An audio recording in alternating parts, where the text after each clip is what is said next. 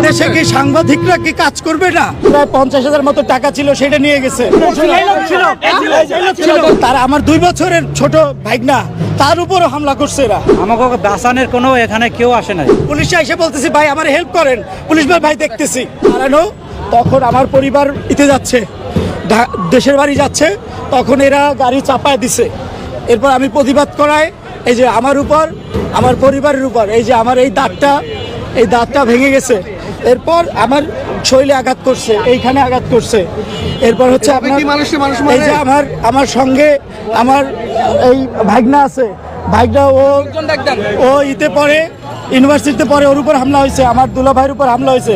পকেটে প্রায় 50,000 মতো টাকা ছিল, সেটা নিয়ে গেছে। এরপর আমার বোন ছিল, ছোট ভাগনা ছিল, তো সেই তার আমার 2 বছরের ছোট ভাগনা, তার উপরও হামলা করছে এরা। এতটা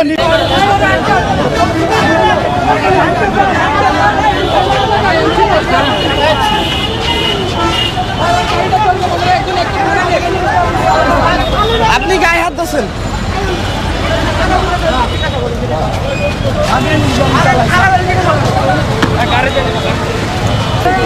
যাকে দেখতে পাচ্ছেন সে একজন সংবাদকর্মীর গায়ে হাত দিয়েছে,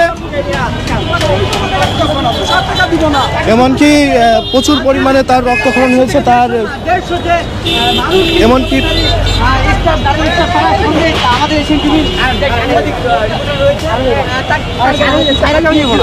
এবং